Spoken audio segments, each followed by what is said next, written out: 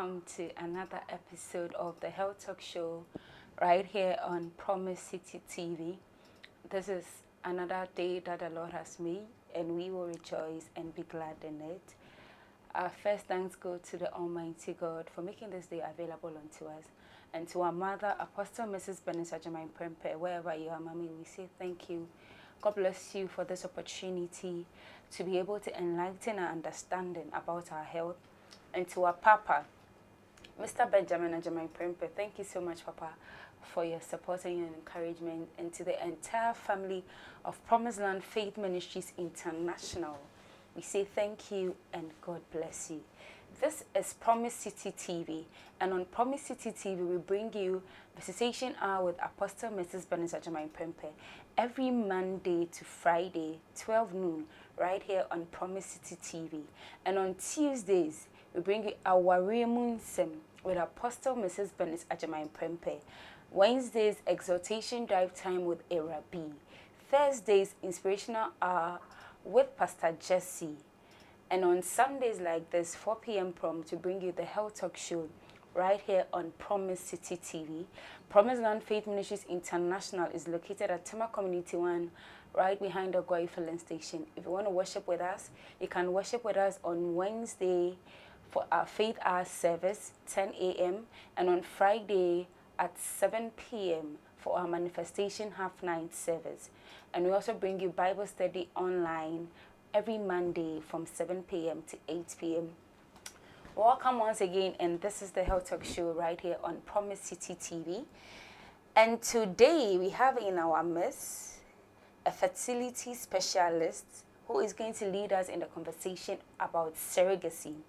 So we have in our midst Nana FREDUA Ajimaya Adomako. You're welcome. Yeah. Thank you very much.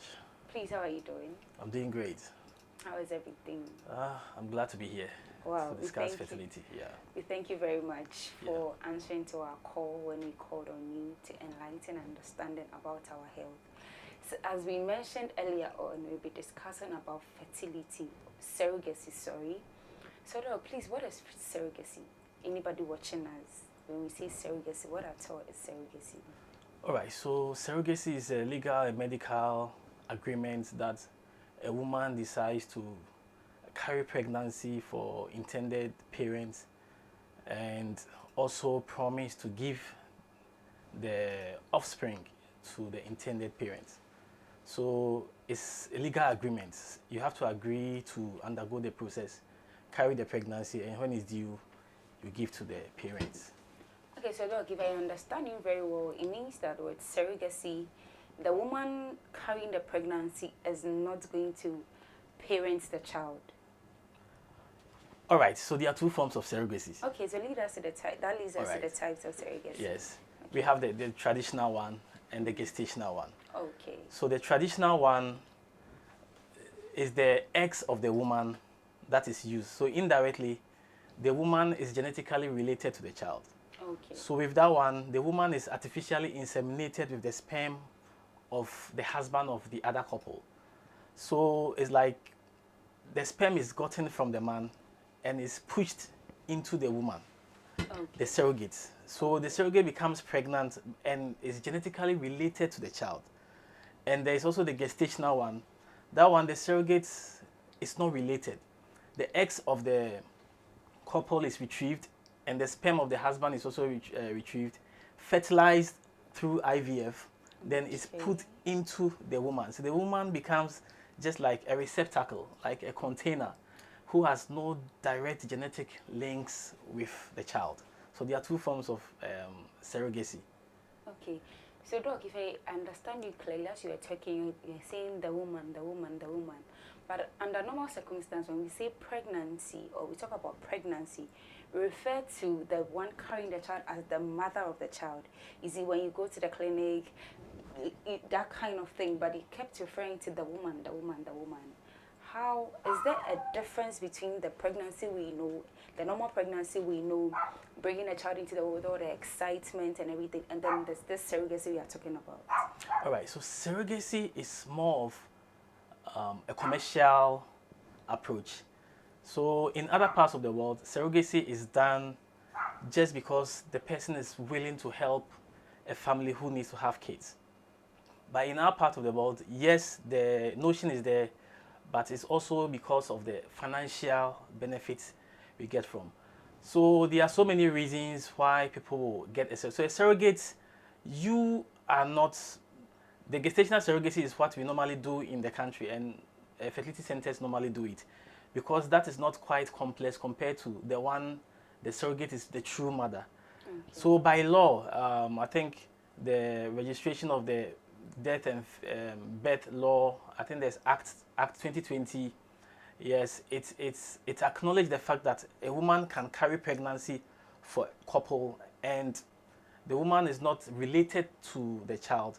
But when the child is born, the woman has to release the child, and by law, so that they quote unquote adopt the child or take the child as theirs. Yes. So it's allowed. So when I say the woman, it means the person who has volunteered, the person was not coerced, but the person willingly came out and underwent all the legalization and the documentation to be a surrogate mother. Okay. Yeah. So does it mean that in all circumstances, or there are some circumstances that the surrogate can actually parent the child from the moment the child is born, so like actually parents the child? Because from what you are saying, I'm getting it like the person is willing to help a couple to get a child, and then you used the word adoption, so after that the child is adopted. So in my understanding, it means the woman who carried the pregnancy will not parent the child, or like doesn't have that kind of, wouldn't be able to get that kind of, you know, mother and child something. Yeah. So does it mean that in all surrogacy, the woman doesn't have that authority or that grounds, that kind of bonding with the child? All right, so consent forms are explained to the surrogate. Okay. Before a surrogate undergoes such a process, there's a psychologist, medical psychologist, who have to explain things to the surrogate that, look, this child you are carrying is not yours. Okay. And you shouldn't have any deep bond with the child. So if you can't go through this process, then you don't sign to be a surrogate. You must psych yourself that, look, I'm just carrying somebody's child. Okay. That is why immediately the child is born, the child is separated from the surrogate immediately. The surrogate has no right to breastfeed the child to establish any kind of bond. So the moment the baby is born, the baby is sent to the intended parents on the same day, and more instances, the surrogate does not even see the child. Wow. Yes, it does not even see the child to even recognize or form any, because most of the bonds form after the baby has been born. So breastfeeding and those stuff. So we make sure that all these things doesn't happen. So if you're a woman who cannot go through this, you don't sign the document to be a surrogate. It's very, very difficult process. That's why most centers don't try to undertake surrogacy. It's quite complex and legal. Then the legalities are too much. Okay. So from what you've told me, it seems that surrogacy itself, it's something very intense. So why do you think people still go ahead to choose surrogacy? All right, so there are so many reasons a woman would choose surrogacy, and it's the last option on the fertility list. Okay. It's the last option. It's the last option. So there are so many reasons. Maybe the woman is having so many miscarriages, or a woman has a uterus that is incompetent. He has had a lot of fibroid operations, so there are so many scars and adhesions in the womb. And also we have women too who always have preeclampsias during their pregnancies, and which is very, very dangerous to their health. And we have women who have probably undergone hysterectomy, the surgery to remove the uterus, maybe due to something that is beyond their own strength. So when that happens, then the only resort for this woman to also be a mother is through surrogacy. So there are so many factors that will instigate a woman or a couple to choose surrogacy, though is also financially intensive. Yeah. Okay. So I want you to give a little bit of difference between surrogacy and adoption, because from your earlier conversation, you made us aware that sometimes the couple quote and unquote, adopt the child after the surrogate has delivered the child. So does it mean that we can say surrogacy is the same as adoption because it will eventually lead to adoption? Okay, there's a thin line between surrogacy and adoption. With adoption, I'll quote unquote say there's an already made child. Okay. Who probably have no genetic link with you, the intended couple. Okay. Yes.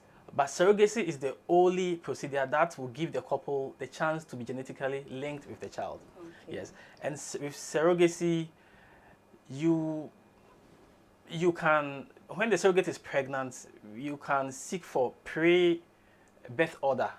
There are some legalities that the mother has to. So in quote unquote, the surrogate is the mother because he's carrying the pregnancy.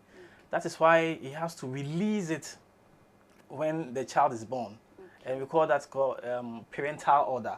Okay. You seek it from the High Court so that the mother has to release the child to you, even though biologically you are related to it. That's why it's quote unquote look like an adoption. But with the real adoption, it's somebody's child, you don't even know them from anywhere, and you are trying to get the child to stay with you. You have to probably seek the consent of maybe the parents are even alive. There are so many reasons, maybe financial difficulties and stuff. And there are times people always are not comfortable with adoption because when the kids grow up, they trace their roots. Sometimes they become very, very ungrateful after so many years of, and they go back to their parents. Yeah, so people prefer the surrogacy. Okay. And because it's very anonymous, the surrogate doesn't even know whom the intended parents are. It's only in Europe and other parts of the world where you can even bring the surrogate to your house, stay with you and feed. So, but in this part of the world, you have to be, most of the procedures are strictly anonymous. The surrogate doesn't know you, you don't know the surrogate. At all? At all. No meeting? No meeting. Unless you prefer to be the surrogate. But anything that happens in the future is on your head. So if you go to a fertility center and they tell you that, look, this procedure is strictly anonymous, you have to understand this is the part of the world that people will try to blackmail. So you not knowing the surrogate doesn't know you. It's a very, very nice way to stay anonymous for future sake. Stay out of trouble. Yes, because let's say you're a prominent person, the surrogate knows you. In the future, they can always come to you for financial support, which is not the best. That's actually very, very good.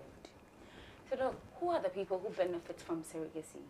The beneficiaries of surrogacy? So beneficiaries of surrogacy, as I said, are people who probably have medical conditions. Okay. You have medical. Are you talking about the surrogates or the intended parents? Anybody? Both. Okay. Yeah. So people who have medical conditions, there are some people who have congenital abnormalities. Their uterus was not well formed. There are people who have medically they can't carry pregnancy. And the other side to people who benefit from surrogate or surrogates also, quote unquote, also have some financial remunerations from it because most centers have agreements on how much they'll pay you, depending on even how many kids you are carrying. So the surrogates also financially benefit a lot from the procedure. Okay. So it means that from both ends there's a kind of positivity somewhere. Exactly. So it's sometimes you can use the positivities to overshadow a bit of the negativities. Exactly. Out of it. Okay. So Doc, we are talking about surrogacy. Please walk us through how is the whole procedure like? All right. So before you become a surrogate, there is a screening criteria. We screen you for all these infectious diseases and other diseases. We also screen you mentally, psychologically, because you have to be in your right frame of mind to sign all these legal documents, understand what you are going through. It's not only about the money, but we know pregnancy comes with its complications.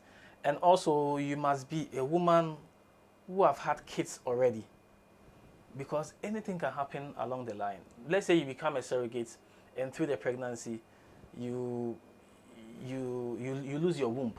Maybe it became so complex that we have to do hysterectomy. That could be a bad side of it. You've lost your womb, you don't have kids, you just came for the money. So we make sure that you have kids. You've not done more than 3 cesarean sessions between the ages of 20, maximum 45. So we try as much as possible to maintain it, because you are a surrogate, you are carrying somebody's pregnancy, and the person is paying you monthly, and also at the end of the procedure, there is some honorarium which is also given.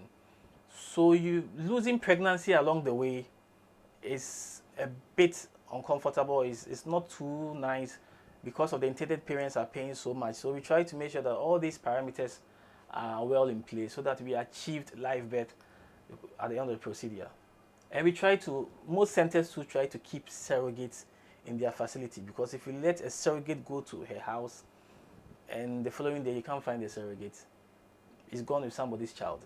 Through the 9 months journey. Yes, most centers. My center, for instance, we keep them there. This is Ghana for you. You can't track anybody. And our digital system doesn't work. Okay, she says, I say at Asham, Lebanon. You might not even have the chance to go there. So can you entrust a surrogate to take somebody's baby's home? Wow. Like somebody's embryo, somebody's pregnancy. The next time you call, they have changed the SIM card, it disappeared. What are you going to do? Wow. So we keep them there under strict surveillance and supervision. Nurses take care of them for 9 months. So you have to psych yourself that you are going to be in the hospital for 9 months before you sign the document. Otherwise, there is no deal. There is no. So it's quite complex. So most hospitals try to shun away of it because of the legalities and the discomfort that comes with it. So does it mean that in your facility, for instance, they have housing and accommodation where the person stays, but you can still keep an eye on the person? Or the person is strictly, because keeping them in the hospital, what is running through my head is this person is at the hospital 24/7, 7 days a week, like that kind of thing. Or maybe there's a housing system that houses them, but they are under surveillance. All right, there are some agencies. Okay, we have different. There are some agencies that run, or there are some hospitals when the embryo transfer is done, they outsource the surrogate to an agency who run some kind of a hostel. Okay. Yes, but we also keep our surrogates in the hospital, so in the wards. So they have their wards. Of course, they can move about and stuff, and but to let them leave the four corners is something that we don't really risk, because it is very, very, very, very dangerous. All right, it's very, very dangerous. So you have to be as strict as possible. So we explain all these things to you before you come, so that it doesn't become. And even if they house you in outside facilities, yes, you still be housed. Nobody will allow a surrogate to go home with a pregnancy, and unless maybe the surrogate is a cousin or a friend, which also we don't advise these family or people you know to carry to be surrogates, because people change their mind all the time. Yes, a surrogate can run with your baby and start demanding for other stuff that is not part of the deal. Wow. So I'm thinking about this whole deal. The whole surrogacy process, it has a lot of emotional, because how can you be in the hospital for 9 months? Okay, maybe it can be normal, but are the emotional status, is the mental health of these surrogates actually taken care of? Because if I were to be in a surrogate's shoes, it would severely affect my mental health, because I don't know, but I don't think I'll be able to stay in the hospital for 9 months, and then as the pregnancy journey goes, you are there. Although you can walk around, but it is not like you being at the comfort of your home, enjoying the whole pregnancy journey. Yeah. So what is done about the mental health of these surrogates? All right, so not so much is done about the mental health. Yes, there are times you can see they are really fed up. Yeah, there are times you can see they are really fed up and they really wish to go home. Yes, it starts very nice, but when it's getting to the end, there are times the psychologists or the doctors, others have to meet them, encourage them and stuff. Sometimes find some means of amusement, organize some parties here and there and stuff to make them feel at home. And yes, because they are carrying so much responsibility. Yes, they are carrying so much responsibility. So there are times, so most of them psych themselves up. They really psych themselves up to undergo. But the painful thing is when their pregnancy accidentally, maybe they miscarry along the way, maybe 5 months, 4 months down the line, they miscarry. It's a very, so it means the deal was not that complete. So that means that honorarium you are supposed to get, you're not going to get, but there'll be something to say thank you for your work done. Okay. Yeah, then if you have to be a surrogate again, we have to really assess you and see if the problem was from you, or maybe the embryos were, maybe the pregnancy, or maybe two twins is too much for you. Probably next time we reduce it to one. Okay. Yeah. So a surrogate who has miscarried cannot undergo the procedure right after miscarrying? Yes, the surrogate has to rest. Okay. Rest for, let's say, a period of, because you'll be receiving some hormonals, some injections, so all of them have to leave your system for your womb to also recover. So a period of 5 months, 6 months is okay for you to start again. Okay, wow. Okay, so please, can you run us through some of the legal considerations of surrogacy? The legalities. Yeah, the legalities. Surrogacy. Right, so there is a very detailed, comprehensive consent forms when it comes to surrogacy. The surrogate should also have a counsel or maybe a lawyer. Okay. Yes, because because it's so complex and so detailed and comprehensive, there should be witnesses. Everything should be spelled in black and white for the surrogate to understand. And most often, the mode of delivery is cesarean section, which has to also be explained. Not that when it gets to 9 months and it says, I want to do spontaneous vaginal delivery, and you say, no, I want to do cesarean section, then the whole thing becomes, yeah, so you have to understand this. And unless the surrogate probably is carrying just a singleton, maybe one pregnancy, and he has undergone SVD before, then that surrogate probably can. So there are these forms, consent forms are signed, everybody signed, and the intended parents to, when the surrogate is about 12 months, they can seek a pre-birth order so that when the surrogate give birth, everything will be so fast, the transition, and the surrogate must agree that when the documents comes to relinquish the child, she will sign. Okay. She has to agree to sign. Otherwise, it will be back and forth, because she's still the mother, because she carried the pregnancy, even though you're not genetically related to the child. Yeah. So are these laws or this information you've given me, are they the same in every continent or every country, or it differs country by country? Yes, it differs. Some countries don't even allow surrogacy At all? at all. France, Poland, and some other big countries, because it's very complex. UK allows it, but UK does not. It's very, very difficult. You know, there's a form of surrogacy where the egg is not from the wife and the sperm is not from the husband. So it's like an adopted child in the womb of a surrogate, quote unquote. We call that double donor surrogacy. The man probably has low sperm or doesn't have sperm. The woman is probably, let's say, 50 years or let's say 45, doesn't have eggs. So they got a donor egg, they got a donor sperm, and gave it to a surrogate to carry. When that child is born, trying to take the child outside the country will be the most difficult thing you ever think about, because in the UK, their laws are very strict. Okay. They say for surrogacy, one of the parents will be genetically related to the child. Okay. When it's the other way around, now you have to go through their adoption and stuff. The child can be in Ghana for 4 years, and you are still trying to get maybe a British passport. Yes, it's very, very complex. So some don't. Saudi Arabia and Qatar and those countries, like United Arab Emirates, they don't allow surrogacy because it's crazy. America, they understand surrogacy and they do it a lot. So the laws vary. So you have to know the law before you try and practice there. Germany they don't. Germany has the strictest laws when it comes to fertility. They don't allow donor sperm. You can't use somebody's sperm. You can't use somebody's egg. You can't give birth to twins through IVF. Otherwise, they will sue the hospital. Transfer only one embryo. If you transfer 2, unless the one split to 2, that one they will allow. That means you have a monozygotic twin. Yeah. But when it's fraternal twins, that means the embryologist and the doctor transfer 2, which is by law. They have to take your license, close down the hospital. So every country has its own. So most people come down to Africa where the laws are not too strict. Yeah.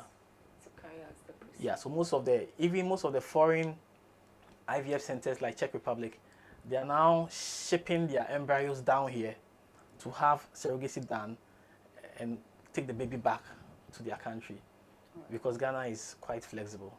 So do you think the flexibility of our laws, and is it creating harm or it's actually doing good?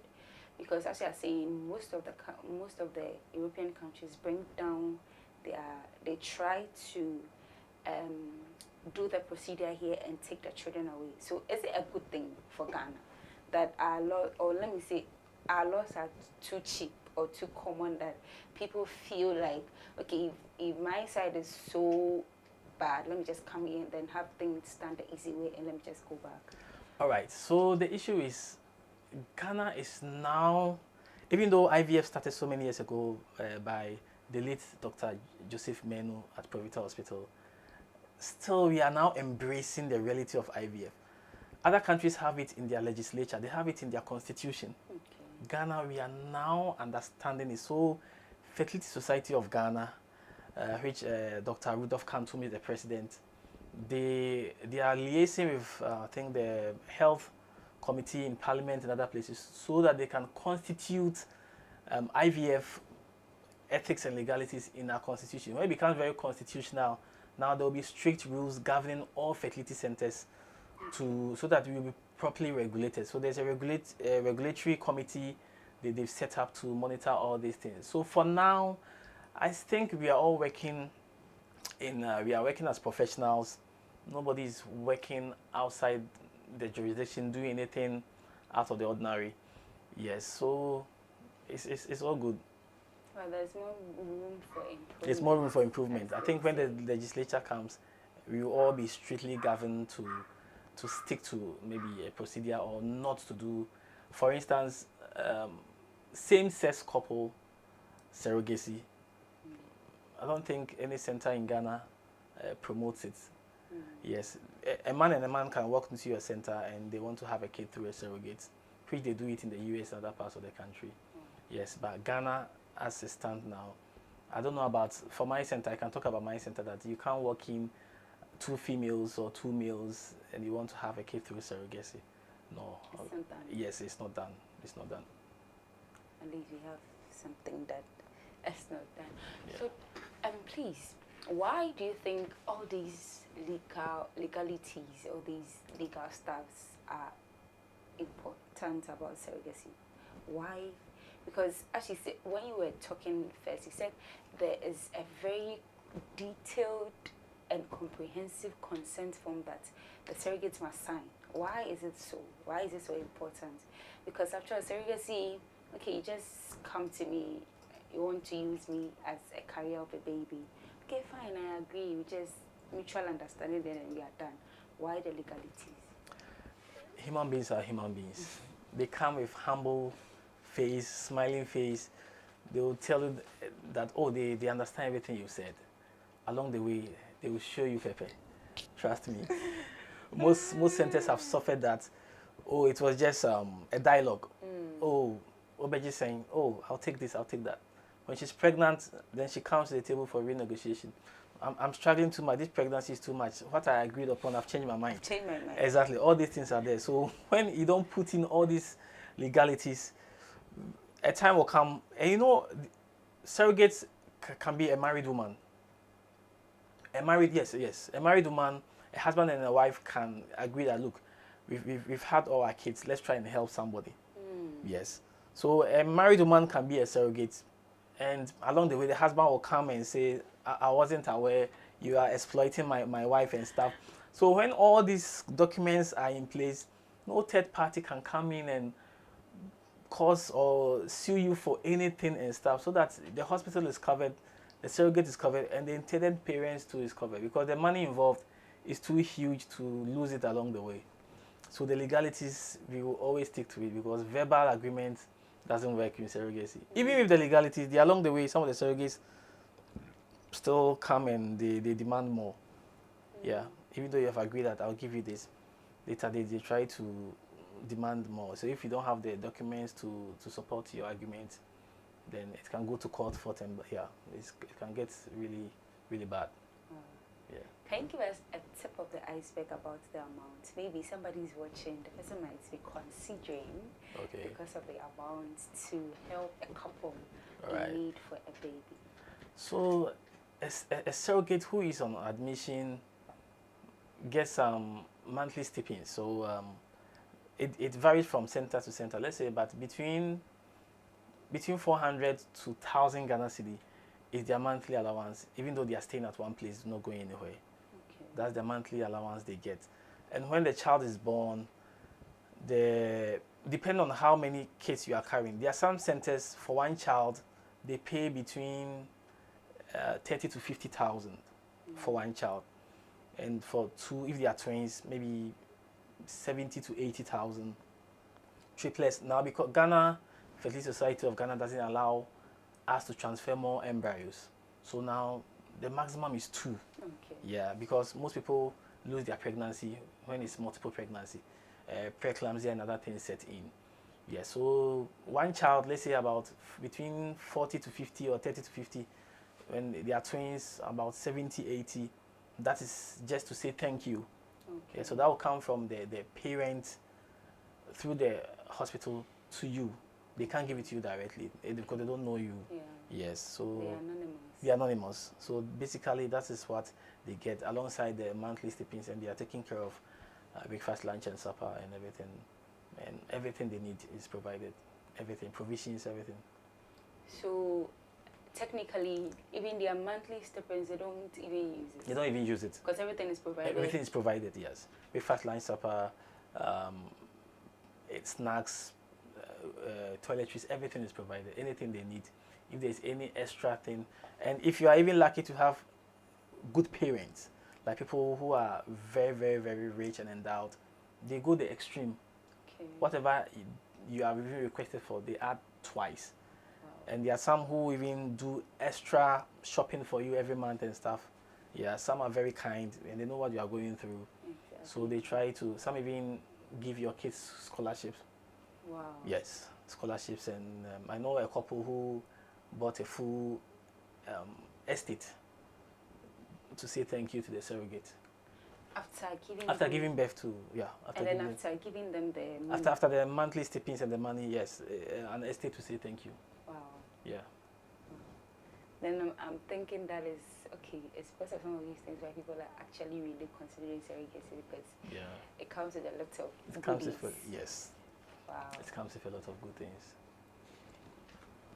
So let's dive into the myths and misconceptions about surrogacy, because I think, as you are saying, Ghana is now, let's say we are still, how do I put this thing? We are still testing the waters about these fertility issues and stuff, because they have this mentality that women are supposed to be able to birth their own children. So if you are not able to birth your own child, it means that your village people somewhere are the one doing. So you're not trying to embrace it. So by all means, there will be some myths and misconceptions about surrogacy. Can you enlighten us a bit about them? Yes. Some of the misconception about surrogacy, that people think that people who enter into surrogacy are lazy. They don't want to endure the pain of pregnancy. Some even assume that there are some women who want to maintain their figure, their shape and stuff, so they don't want to get pregnant. That's why they are involved in a surrogacy, or because they are too rich and they can't pay. Some also think that the surrogate mother will still have a connection with the child, and so it's not a good thing. And another misconception is that, as you said, people think if you give birth through surrogacy, then you didn't experience the feel of a mother. You are not a true mother. So because of all this stigmatization, most women try to also be ahead of the society. I'm doing a surrogacy, and at the end of the 9 months, I have a child. I wasn't pregnant. People will talk. Yeah. Yes, so now women also they also stimulate the pregnancy, so that you see her pregnant in synchronization with how many months the surrogate is. Wow. So that when she comes home with a child after 9 months, you will not tell her that she went to adopt a child or son. Yes, because of the society. Now the women too are now a step ahead of the society, trying to also outsmart and also prevent all this stigmatization and the talking. Yeah, so all these things are perceptions, and so people always think that, oh, so seeing the surrogate carry, the surrogate's blood will mix with the child. No, it doesn't happen unless the surrogate is the traditional one where the surrogate egg was used. That one is even artificial insemination, not IVF. Yeah, there's a difference between IVF and artificial insemination. So basically, these are some of the misconceptions people think about. And people think the women are always after money, but there are some people who are really kind-hearted. Money is the ultimate, but they really also want to help women who can't carry their own pregnancy. Don't you think beneath all these misconceptions there is a bit of truth behind it? And what is the truth? Because it's a lot of women nowadays, because of what they are experiencing, the examples they are seeing in the society. Because you get a woman who has given birth to like 3 children, 4 children, and then the husband now goes back and starts cheating on the woman because he believes you are not the same woman I married. You become fat, you become this, your stomach has become that, your stomach has become that. So because of that, a young girl coming up or a young girl growing who has also entered into marriage and is well endowed has seen this, or maybe it happened to her mother or it happened to her auntie, will take the notion that then I'm not going to let my husband do the same thing for me. So let me just opt for surrogacy, because after all, it says my donor egg, my husband's donor sperm. So it is technically our child, just that I will not have to carry the pregnancy, and then my figure isn't going to change that much for my husband to change his mind about me. There is an iota of truth. It's possible that how the world is evolving, women can go through that, especially people who are financially sound. As you said, if somebody is a model, a superstar, and pregnancy probably will disrupt their, maybe it's a music star, he has some tour in Canada and France and stuff, come to get pregnant, or just spoil 9 months of their distance. They can do that. Yes, but you have to really convince the medical team. But it's true. You can't really force somebody to carry pregnancy when the person says he can't carry the pregnancy. Yes, but they should also know that surrogacy is not all that a smooth journey. There are some hiccups along the way. If you're not lucky and these hiccups pops up, and it becomes kind of a waste of time for you.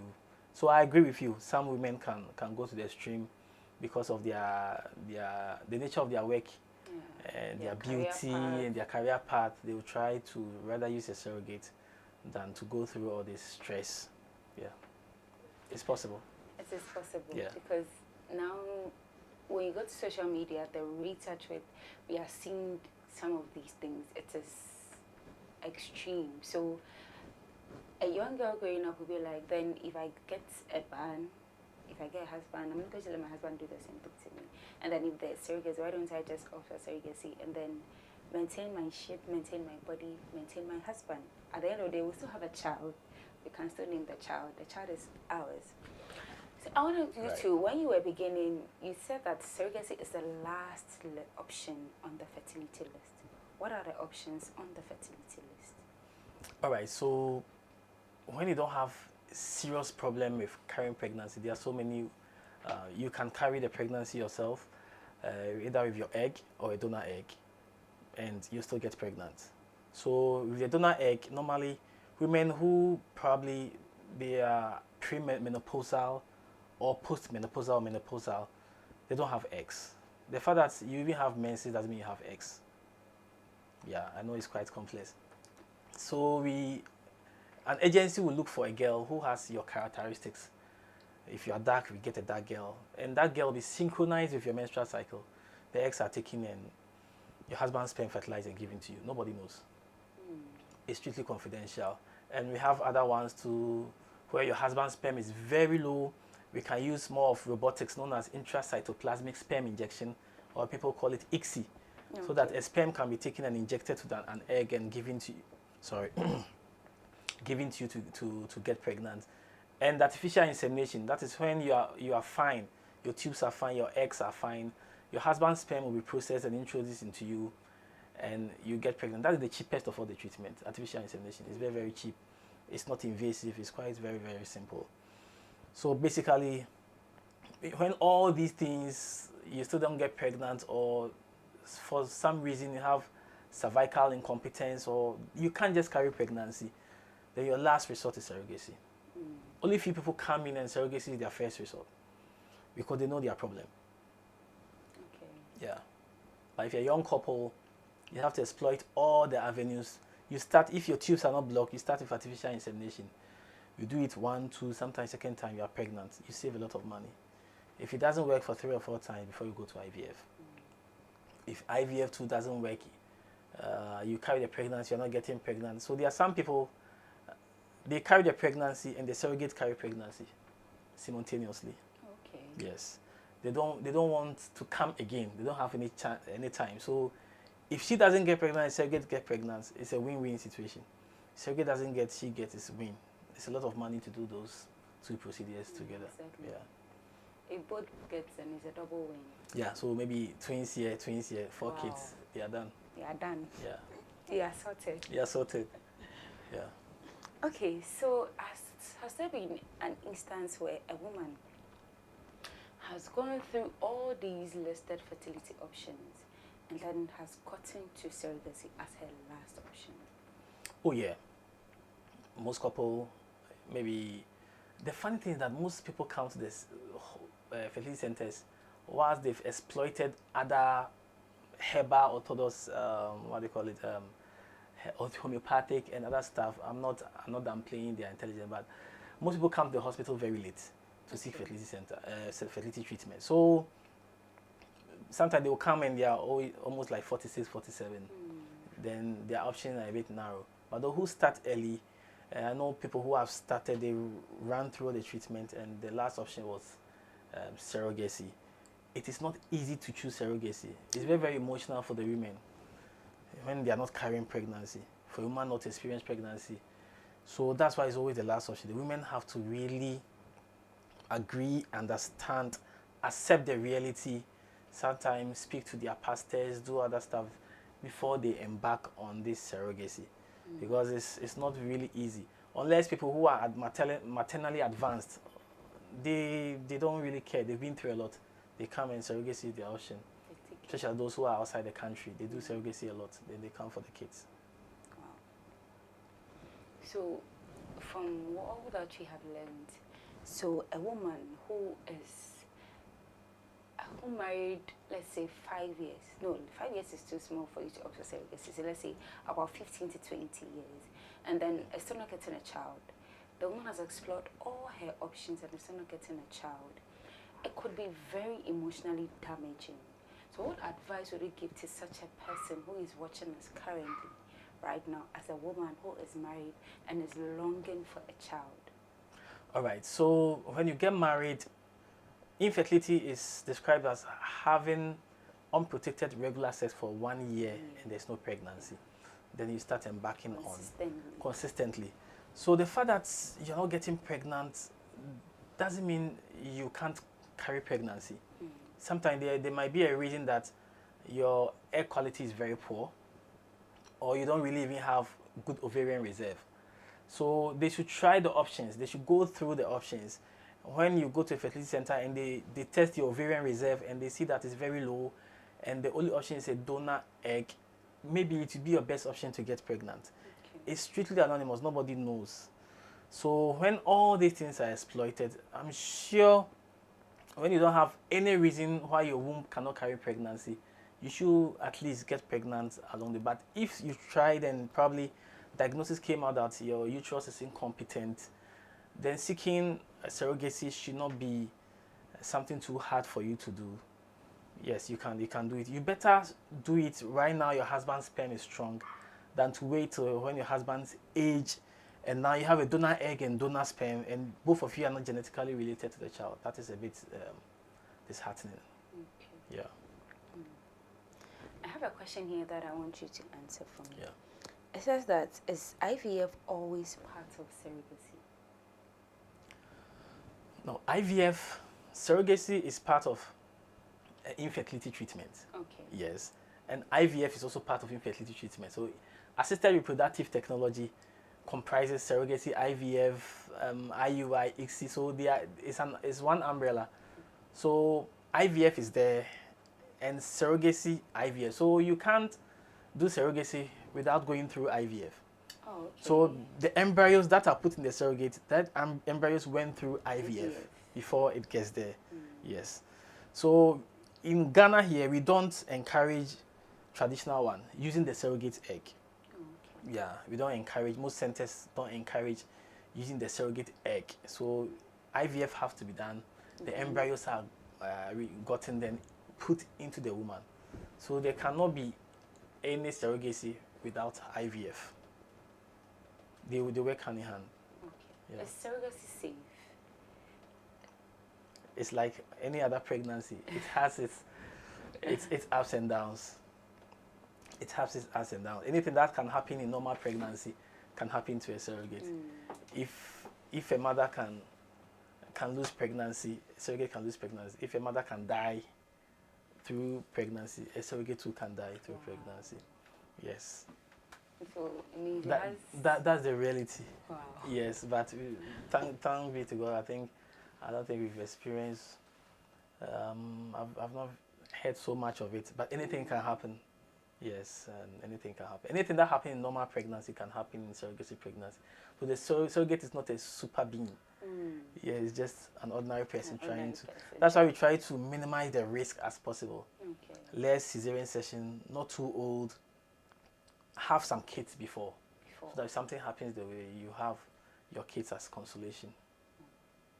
So is there anything to do for a surrogate when she dies during or in the course of the procedure, yes, or maybe after childbirth? Yes, it's a very serious situation. You have to sit with the family, and the family and the hospital have to agree on any terms and conditions. Maybe a huge form of compensation and other stuff, yes. And maybe the hospital have to take care of all the burial, and if a whole lot of, so it's a very, very strong legal stuff when a surrogate dies in your facility. Yeah. You have to meet and discuss all these things so the two parties are all at the same page. Yes. Because it's not your fault, it's not her fault. These things can happen. Exactly. Yeah. That's why consent form have to be there, so that in case the family think the surrogate was exploited, you have all the medical documents to prove that it's natural. Probably it happened, not negligence, not the surrogate was not coerced to undergo the procedure. Yeah. Exactly. So before you said that whatever that happens in normal pregnancy happens in a surrogate. Yeah. So does it mean that a woman can undergo surrogate pregnancy multiple times? Because women do have children multiple times. Oh yes. And people who have done surrogacy more than 2 times. Okay. Yes, more than 2 times. So has it gone to 4? Maybe they'll not come to you. They'll go to a different facility. Oh wow. Because okay. they know that you know them, that look, you've done it 2 times, maybe it doesn't, they'll go to a different place. Okay, so that is not really. Yes. Yeah, so we don't have database to track all these things, so sometimes it's difficult. Yeah. Thank you very much. Thank you. This conversation has been very enlightening. Me personally, I have learned a lot, and then I'm going to use it. Although I learned a bit about surrogacy, but our conversation today has really enlightened me about surrogacy. I wish we could continue and continue and continue, but our time is very limited. So what are your closing remarks for our audience? All right, so audience back home, I want you to know that fertility treatment has come to stay. The world is evolving, science, technology. So if you go into a hospital and doctor says you can't carry pregnancy due to your medical condition and stuff, don't feel shy. As a couple, you can seek surrogacy. It may sound a bit scary and people think it's financially demanding, but they are very, very nice payment plan that spreads the money across. So make a move and you'll be happy as a family. Make a move and you'll be happy as a family. Thank you very much for answering to our invitation to come and enlighten our understanding. We are so appreciative of it, and we love the fact that you came, you answered to our call, and you've enlightened our understanding about it. Thank you very much. Thank you very much. So, lovely audience, I know you are really getting interested because me, myself, the conversation is really sweating me. But this is where time will give us for us to end our conversation for today. This is the Health Talk Show right here on Promise City TV. And our discussion today was on surrogacy. I know you have learnt a lot because personally I have learnt a lot. I would like to thank Apostle Mrs. Bernard Ajimai-Prempeh once again for this opportunity and for this program to enlighten and understanding about our health. We say God bless you, Mommy. We truly appreciate it. And to our father, Mr. Benjamin Ajimai-Prempeh, Daddy, we say God bless you so much for your support, for your encouragement, and for your backing. And to the entire family of Promised Land Faith Ministries International, God richly bless you all for supporting us day in, day out. Promise City TV brings you Bible studies every Monday. And from Monday to Friday, join Apostle Mrs. Bernard Ajimai-Prempeh right here on Promise City TV for visitation at 12 noon. And every Tuesday, our Raymond Sem at 12 p.m. with Apostle Mrs. Bernard Ajimai-Prempeh. Era B brings you Exaltation Drive Time right here on Promise City TV every Wednesday at 7 p.m. And join Pastor Jessica for Inspirational Hour every Thursday at 3 p.m. And as a Sunday as this, as you can see me seated here right before your screens, we bring you the Health Talk Show right here on Promise City TV. If you want to worship with Promised Land Faith Ministries International, you can join us for Mondays for our Bible study Facebook live session from 7 p.m. to 8 p.m. every Monday. And on Wednesday, join Apostle Mrs. Bernard Ajimai-Prempeh for a prophetic encounter for a day of the word and a day of prayer at Faith Hour at Tema Community 1, right behind the Goy filling station. And on Friday, we bring you Manifestation Half-Night Service from 8 p.m. to 12 p.m. every Friday. Join us for a Manifestation Service, Half-Night Service. And on Friday, we bring you our Victory Service, 8 a.m. prompt at Tema Community 1, right behind the Goy filling station. And the same Sunday, we bring you Visitation at Atadeka 40 Rooms, Coco Junction. You can join Promised Land Faith Ministries International on any of these days for worship with us.